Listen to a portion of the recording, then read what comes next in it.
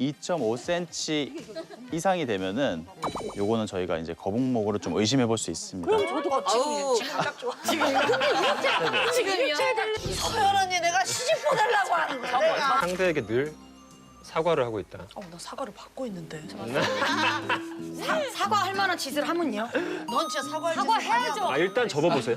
제가 사실은 이 얘기를 드리러 이 비디오 스타에 나왔다고 얘기를 해도 과언이 아닌 게 HPV 백신은 남자, 여자 모두를 위해서 접종을 하는 거지. 최근에 또 코로나 때문에 실내 활동이 늘어나면서 자세가 틀어져서 도수 치료 받는 분들 많잖아요. 자가 진단해 볼 수 있는 게 있을까요?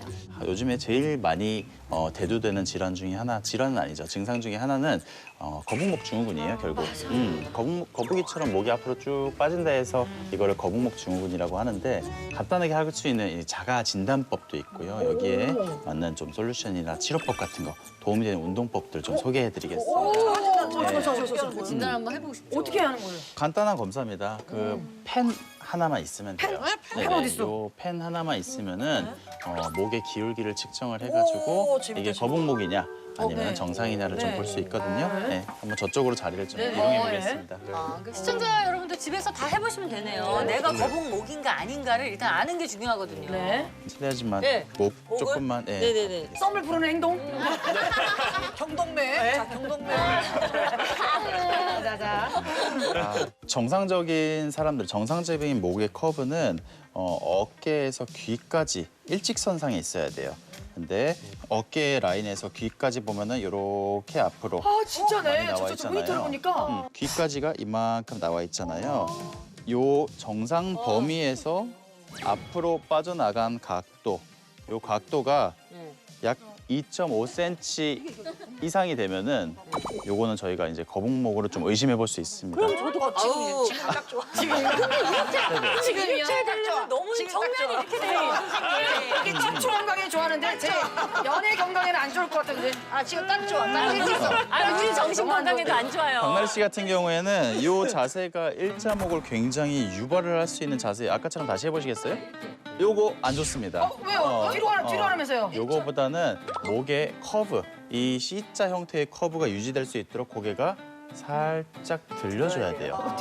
턱을 뒤로 당기는 게 아니고 되게 건강져 보이는데? 살짝 고개를 내려다보게 되잖아요, 사람. 그렇죠. 척추 야, 너 건강에는 그 사람 변했다는 얘기 들어. 이게 좋습니다. 그러고 나서 변했다는 얘기 들어. 그러니까. 야, 이렇게 해야 되는 거야? 와. 충격적인데 이거 좀? 그래서 준비한 가벼운 운동법이 있는데 알려주세요. 저희가 이제 요거를 ET 체조라고 명명을 좀 했어요. 맞아요. ET. 아시죠? ET 체조는 그 우리 취지가 뭐냐면은 그 목을 자꾸 앞으로 빠지게 하는 근육과 목을 다시 뒤로 집어넣으려는 그 굴곡근과 신전근들을 강화시키는 게 포인트예요. 네네네. 이거 시청자분들도 따라하면 좋을 것 따라하시면 같아요. 좋을 한번 것 같아요. 해봅시다. 자, 일단 기본적인 자세는 똑바로 앉아서 정 자세를 잡으시고 허리를 똑 펴셔야 돼요. 네. 이 상태에서 양쪽 손을 교차해서 양쪽 가슴 앞에 올려놓으시고요. 이걸 하는 이유는 몸이 앞으로 움직이면 안 돼요. 몸은 고정을 시키라는 거예요. 몸은 고정을 시키고 목만 앞으로 쭉 뺐다가 중간으로 다시 돌아왔다가 반대로 뒤로 집어넣었다가 중간, 앞, 중, 뒤, 중, 앞, 중, 뒤 이렇게 하는 겁니다. 요거를 리드미컬하게 근데 반복을 하셔야 돼요. 너무 빨리 하면 안 되고요. 앞, 중, 뒤, 중, 앞, 중, 뒤. 앞, 중, 뒤, 중, 앞, 중, 뒤. 앞, 중, 뒤, 중, 앞, 중, 뒤. 앞, 중, 뒤, 중, 앞, 중, 뒤. When I look in the mirror, I'm not too hard to do. I got the superstar glow, so to the booty. A side step right left to my beat. 사실은 이 가스라이팅이라는 이 워딩 자체가 예민해요. 정말 예민하기도 하고 정말 좀 관심 있게 많이 듣는 주제인데 근데 이제 이거에 대해서 아직까지도 가스라이팅이 정확히 뭐지라고 생각하시는 분들이 계시거든요. 이게 정확하게 뭡니까? 자기 스스로에 대한 확신이 없어지는 거예요. 그래서 끊임없이 나한테 뭐라고 했던 사람에게 오히려 역으로 의존하게 되는 그런 관계를 얘기하고요. 원래 심리학에서 나온 얘기긴 한데 그 전에 정신과에서는 이제 매니플레이션이라고 해서 상대를 좀 조종하는 이제 그런 어떤 하나의 뭐 기술, 뭐 이런 뭐 측면 이렇게 이제 볼 수가 있는 겁니다. 그러면 자신이 가스라이팅 당하고 있는지 알 수 있는 방법이 있을까요? 이 사람하고 있을 때 내가 계속해서 미안한 마음이 드는지를 일단 살펴봐야 될 것 같아요. 예. 계속 내가 뭔가 죄책감을 느끼고 있는 상대라고 하고 계속 이 사람 내가 눈치를 보고 있다라고 한다면 그 관계는 성인 대 성인으로서 건강한 관계는 아닐 가능성이 굉장히 높아요. 가스라이팅을 하는 사람들의 공통점은 굉장히 자기중심적이고요. 반사회성 인격이 많아요. 그래서 사회성 인격? 네. 쉽게 말하면 타인의 권익에 대해서 크게 생각하지 않고 일단 내가 중심인 거고요.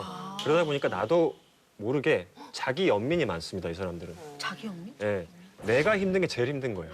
그러면 내 주위에 있는 사람들한테 끊임없이 그걸 얘기하잖아요. 그럼 주위 사람들 중에서 타인을 더 많이 배려하는 사람들은 그래, 쟤가 나보다 불쌍하니까, 쟤가 안 됐으니까 이러면서 그 사람을 떠나거나 버리질 못해요. 계속 내가 뭔가 챙겨줘야 될 것 같기 때문에 족쇄가 이제 묶이는 거죠. 그런 식의 관계가 이제 병적인 관계가 진행을 하게 돼요.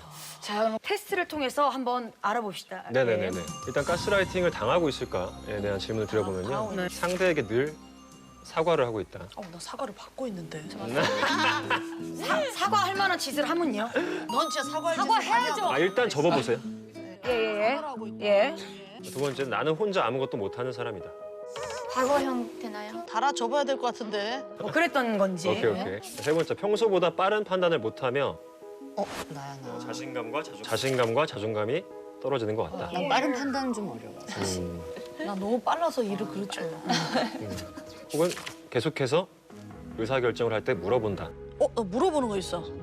현재 상대에게 무언가 잘못됐다고 느끼지만 뭔가 이상한데 정확히 뭔진 잘 모르겠다. 그래. 나 이제 뭔가 잘못된 걸 알겠는데 뭐 정확히 어떻게 저희한테 그래요. 진짜 정확히 나 이거 뭐가 잘못됐는데 정확히 모르겠어. 달라. 우리한테 의존도가 높아서 이런 거야. 나 너 접어야 돼 진짜. 네. 다섯 번째, 친구들에게 이 상대와의 관계에 대해서 이야기를 솔직하게 하기가 어려워진다. 걔 좋은 애야 이렇게 하는 것도. 꾸며내거나 포장해주고 싶어지거나. 그런 경우가 좀 있지. 정확하게 얘기를. 다라 씨가 몇 개예요? 4개요. 과거형으로? 네, 있었어요. 4개였고, 오케이. 전 2개요. 그래. 난 하나. 거의 없는 거죠, 뭐 하나는. 없는 거예요. 잠깐 엄지가 아파서 좀 접었어요. 너무 피곤하기 힘들어가지고. 네네. 박수현 씨는? 박수현 씨. 생각보다 그래도. 그렇게 또 누나도 남의 말 듣는 스타일은 또 아니셔요. 그렇게 말한다. 이제 많으면 어떻게 되는 거야? 많을수록 가스라이팅을 내가 당하고 있을 확률이 높다고 생각하시면 되죠. 아주 당했었어. 그러면 이제 김숙 씨를 위해서 예. 나도 모르게 나도 가스라이팅을 하고 있지 않을까 이거 체크해봐. 한번 체크를 해봅시다. 나도 모르게 누군가를 네. 또 할 수 있으니까. 네네네. 예. 자, 1번. 내가 얼마나 잘했는데 네가 어떻게 나한테 이럴 수 있어? 김숙 씨 들은 것 같은데? 잠깐만. 김숙 씨. 내가 나한테 그러면 안 되지. 김숙 씨 맨날 할 말이잖아. 너 언니한테 내가 해준 게 얼마인데 언니가 나한테 그러면 안 되지. 맨날 그래. 자, 두 번째로 넌 아직 어려서 너는 아직 뭐 어른이 못 돼서 혹은 네가 남자가 아니라서 네가 여자가 아니라서 네가 내 입장에 못 돼봐서 잘 몰라. 김숙 씨 접어요 접어. 이건 아니야. 접어. 이건 아니야. 난 저걸 그렇게 남들은 저한테 이렇게 맨날 그러잖아. 어리다고 비하하고 언니가 뭘 알아. 아무것도 모르면서 언니가 뭘 알아 지금. 조용해봐. 막. 그래요 안 그래요? 나한테 맨날 그러잖아. 접었어요. 그래 접어요. 접었어요. 언니가 뭘 하냐고. 자, 세 번째. 이런. 왜 이렇게까지 예민하게 받아들여? 이거는 아니야. 이건 아니라니까. 나머지는 다 맞아. 이거는 아니야. 이렇게 막 그렇게 얘기하시는 분은 아니야. 네 번째. 이게 다 네 잘되라고 하는 얘기야. 서연 언니 내가 시집 보내려고 하는 거야. 내가 언니 잘 되라고 내가 다 얘기하는 거지 이거는. 맨날 안 친하면 얘기도 안 해. 그래 이런 얘기야. 오케이. 다섯 번째. 뭐야? 다 네가 뭐뭐뭐뭐 했기 때문에 내가 이렇게 하는 거야. 이런 건 아니야. 아니 뭐 김숙 씨 이런 건 접어요 김숙 씨. 김숙 씨 맨날 이잖아. 너 때문이야. 너 때문이야 너. 이게 다 서연 언니 때문이잖아. 언니 이거 언니 때문에 지금 이렇게 된 거 아니야. 이거 녹화가 이렇게 길어지는 게 언니 때문 아니야. 그렇잖아요. 남 탓은 좀 하긴 해. 남 탓해요. 그 정도까지는 아닌데. 이게 이제 예전 고전으로 가보면 내 인생 이렇게 된 거는 내가 널 낳았기 때문이야 라고 많은 부모들이 얘기를 했었어. 저거요. 아, 이 4개까지는 아닌데. 불안한데. 이것도 마찬가지로 많을수록 내가 나도 모르게 가스라이트를 하고 있을 수 있겠고. 근데 이거 평소시에 진짜 많이 쓰는 말이잖아요. 그래. 이게 나쁜 거예요? 근데 제가 요즘에 더 염려되는 부분은 뭐냐면요. 이 가스라이팅이라는 말이 워낙에 유행처럼 번지다 보니까 사실은 그 정도까지는 아니거든요. 아.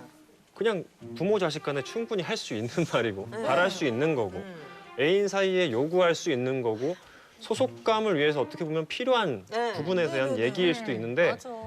너도 나도 나 가스라이팅 당하고 있는 거라고 얘기를 하는 분들이 너무 많아지고 있다는 것도 우리가 한 번쯤은 좀 생각을 해봐야 될 것 같아요. 네. 아, 근데 나는 뭐 가스라이팅 뭐 하도 뭐 뉴스에도 많이 나오고 그래서 굉장히 센 멘트일 줄 알았는데 우리가 평상시에 쓰던 말들이 나와서 조금 놀랬고 사실 그 부모님들도 굉장히 많이 하는 말 중에 하나들이에요. 맞습니다. 그래서 여기서 벗어나기 위해서 가장 중요한 거는 내가 어른으로서 나의 경계를 명확히 하는 게 여기서도 역시 중요합니다. 다음은요, 홍예리 씨. 성경암 이후에 자궁경부암 예방 접종을 하면 효과가 없다. 대표적인 X. 입니다.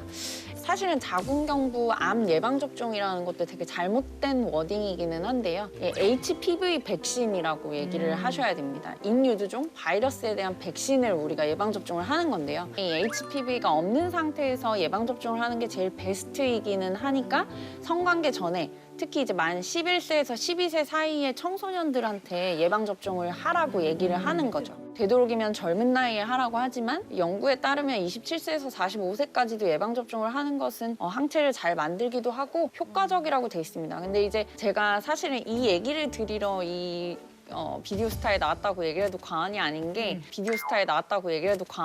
게 HPV 백신은 남자 여자 모두를 위해서 접종을 하는 거지 가끔 남자분들이 내가 너 위해서 맞아줬어 여자 친구를 위해서 내가 맞았다라고 얘기를 하시는데요. 남자분들한테서도 성기암이라든지 항문암이라든지 두경부암의 40%도 HPV가 일으킨다고 돼 있기 때문에 남자분들도 자기 몸을 보호하기 위해서 예방접종은 반드시 하셔야 되고 양쪽이 다 맞아야 성매개 질환이니까 효과가 있다고 보시면 됩니다. 항상 나와 동반하고 있는 물건이 있습니다. 뭘까요? 가장 친한 물건. 휴대폰? 맞습니다. 휴대폰, 휴대전화. 굉장히 좋죠. 맨날 들고 있는데요. 그런데 너무 가까이 하면 종양의 위험성이 높습니다. 종양이요? 큰일 났다. 큰일 났다. 거북목이 아니고요? 거북목도 생길 수 있죠. 근데 어디 종양이 생긴다는? 특히 뇌종양. 어머, 어떡해. 그리고 두경부종의 위험성도 있을 수 있죠. 10년 이상 사용하는 경우에는 휴대종의 위험성이 덜 사용한 사람보다 15% 이상, 16% 이상 높은 거로 나왔습니다. 그 뒤로 2년 있다가 세계보건기구 국제암연구소에서는 휴대전화를 사용할 때 발생하는 전자기파가 암을 유발할 가능성이 있다. 그래서 발암 가능 물질로 최초로 분류를 했고요. 특히 10년 정도 사용한다고 했을 때 1000시간 이상, 10년에. 그렇게 하면 계산이 잘 안 될지 모르겠지만 하루에 그럼 어떻게 돼요? 하루에 16분에서 17분. 뭐야? 그러면 한 달이면 얼마죠? 한 500분 내외. 하루에 16분은 뭐 누구나 다 통하잖아요. 문자랑 뭐 너튜브 보는 아주 영상, 중요한 영상. 질문입니다. 하루에 7시간씩. 영상 보는 건 크게 문제는 없을 것 같아요. 톡은. 이런 건 문제가 없어요. 그러면요? 메시지는. 그럼 직접 통화. 맞습니다. 직접 통화. 자, 이게 우리 휴대전화 이거 갖고 있죠? 그러면 가만히 있을 때도 전자파가 흘러나와요. 방출이 되는데 굉장히 미약합니다. 그렇지만 전화가 오기 직전에 올라갑니다. 그리고 전화를 딱 받아요. 네. 그럼 전자파가 방출이 올라가는데 이게 우리 몸에 흡수가 됩니다. 이 흡수되는 게 오랫동안 이렇게 하다 보면 종양의 위험성이 높아질 수가 있다. 지금 가설이 제기가 된 거를 나온 거죠. 그래서 그 위험성을 줄이려면 2 내지 3cm만 살짝 떼도 수백 길 수일로 전자파 흡수율이 줄여들기 때문에 좀 떼고요. 가장 안전한 거는 줄이 있는 이어폰을 사용할 것. 줄이 있는 이어폰. 블루투스는 안 됩니까? 블루투스는요? 그 부분은 아직 논쟁이 많이 되고 있습니다. 연구가 나오고 있는데 해로울 수도 있다, 안 해로울 수 있다 이게 지금 논쟁이 됩니다. 그래서 나는 이 얘기를 본 적이 있어. 어떤 뉴스에서 보니까 그 엘리베이터 안에서 통화하는 게 진짜 좋아. 왜냐면 순간적으로 이거를 거기가 안 터지는 구역이니까 그걸 터트리려고 전자파를 엄청 발생을 하니까. 아우, 잘하시네요. 그래서 엘리베이터 아니나 아유 그럼. 이동하는 차 안에서는 어머머머, 이동. 비지국을 찾으려고 전자파가 많이 방출돼요. 우리 맨날 이동하면서 더 많이. 이동하는데. 우리 이동만 하면 전화 통화해요. 그래서 이동하거나 엘리베이터 안에서는 가능하면 하지 말라는 게 지침입니다. 지금. 그러니까 시청자 여러분, 지금 당장 바로 자신의 핸드폰 이 설정이나 이런 데 보면 지난 한 달 동안 내가 몇백 분 사용했나 나오거든요. 예. 일단 500분 이상은 10년 동안 사용을 하게 된다고 가정했을 때는 높아질 위험성이 있기 때문에 가능하면 줄이는 게 좋고요. 아까 얘기했던 몇 가지 방법들 있죠. 줄이 있는 이어폰을 사용한다든가 몇 가지 수칙을 잘 지키면 자 됩니다. 선생님 그래서 유선 전화로 인터뷰를 하셨다고요? 예? 네. 뭐야? 본인만 살라고 유선 전화로. 아, 또 그게 그렇게 연결이 되는군요. 왜냐면 이거 얘기하는데 대략 1시간 이상 걸릴 것 같더라고요. 그렇죠, 그렇죠. 그래서 저는 그 전화기로 달라. 야 요즘 유선 전화 쓰는 사람 진짜 없는데. 전화기, 집 전화기 거의 없잖아요. 와 충격적이다.